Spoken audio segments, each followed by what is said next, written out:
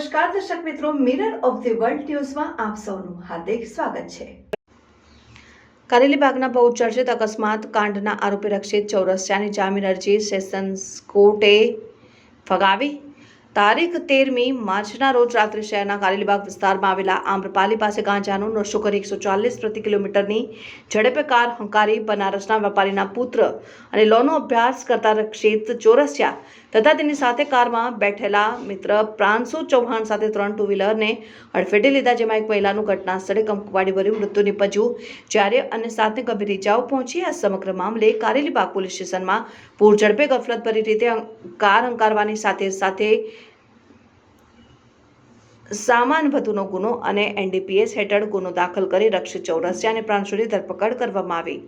કેસનો મુખ્ય આરોપી રક્ષિત ચૌરસિયાની કરતૂતને દેશભરમાંથી વખોડી કાઢવામાં આવી હતી અને આરોપીના સખત સજાની માંગ કરવામાં આવી, જ્યારે હાલમાં સેન્ટ્રલ જેલમાં બંધ રક્ષિત ચૌરસિયા તરફથી ગત તારીખ 16મી એપ્રિલના રોજ સેશન્સ કોર્ટમાં જામીન અરજી મૂકવામાં આવી હતી। આ સુનાવણી દરમિયાન સરકારી વકીલ અનિલ દેસાઈએ ધારદાર દલીલો સાથે કેસના આરોપીને જામીન ન આપવા વાંધા અરજી સાથે રજૂઆત કરી હતી ને બીજી તરફ કારેલીબાગ પોલીસ દ્વારા પણ આરોપી વિરુદ્ધ જરૂરી તમામ પુરાવાઓ એકત્રિત કરીને સાથે જ સાક્ષ્ય રજૂ કરવામાં આવ્યા હતા, જેમાં રક્ષિત ચૌરસિયા અને પ્રાંશુ ચૌહાણે ગાંજાનો નશો કર્યાના પુરાવાઓ એકત્રિત કરી ઘટના સ્થળે પહોંચી આરટીઓ અને એક્સપર્ટ સાથે કારની સ્પીડ સહિતના તમામ પુરાવાઓ એકત્રિત કરી રજૂ કરવામાં આવ્યા। તમામ પુરાવાઓ અને સરકારી વકીલે ધારદાર રજૂઆતને ધ્યાનમાં રાખી સેશન્સ કોર્ટના 9મા એડિશનલ જજ દ્વારા રક્ષિત ચૌરસિયાની જામીન અરજી ફગાવી દેવામાં આવી છે। સમગ્ર મામલે ડીસીપી ઝોન પન્ના મોમાયા દ્વારા માહિતી આપવામાં આવી હતી।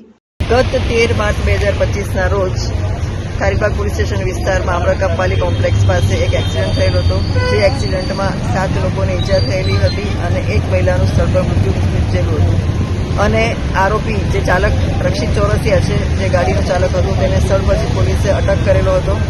ગુનો દાખલ કરી મનુષ્યવધની કલમ લગાવવામાં આવેલી હતી અને આ અનુસંધાને પોલીસે સજ્જડ પુરાવા એકત્ર કરેલા છે।